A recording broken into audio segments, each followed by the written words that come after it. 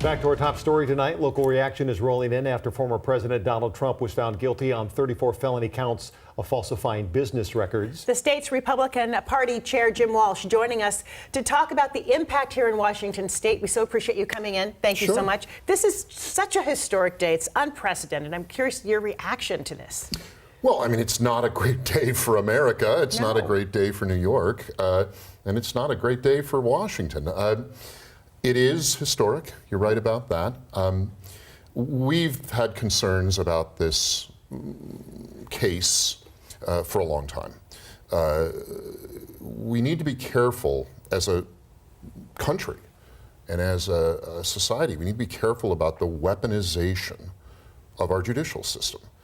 And it is unnerving to many people, and rightly so, that a former president actively running to be reelected as president would be the target of a controversial set of indictments.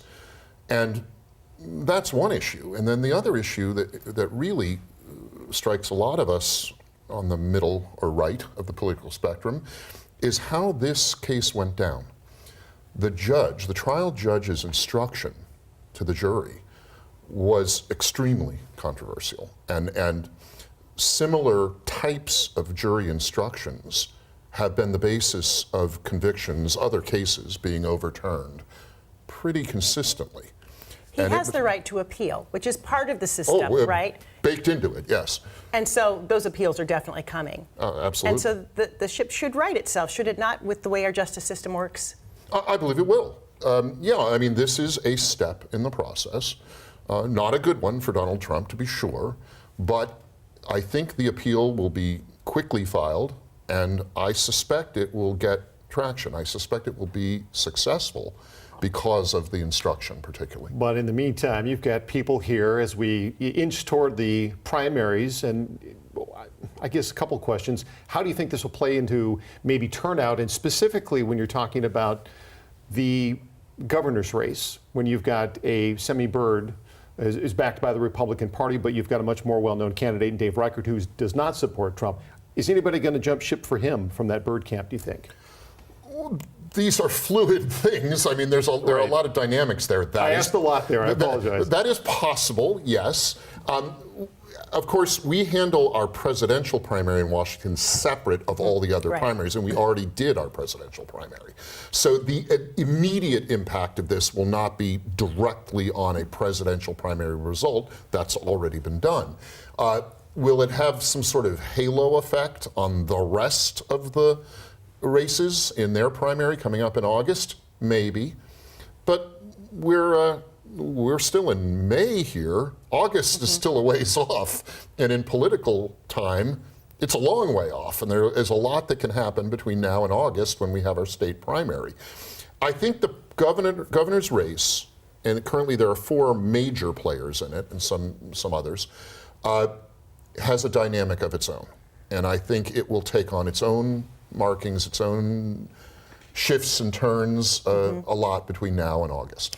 I want to ask you a question. We don't have time to get into this idea of your allegations of the weaponization of the judicial system.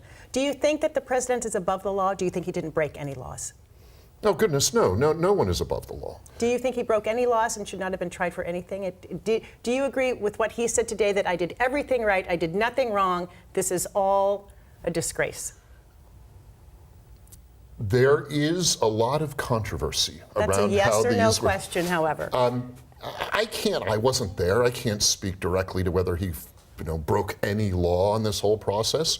And clearly, the jury thought there was trouble there. But I am concerned that from its start, this case was political and was a weaponized attack on someone who, when this case started, was anticipated to be the presidential candidate, and now is. But when you attack the judicial system, you're also attacking the jurors, who are just regular people who take the evidence that's presented and do the best they can to come to a conclusion.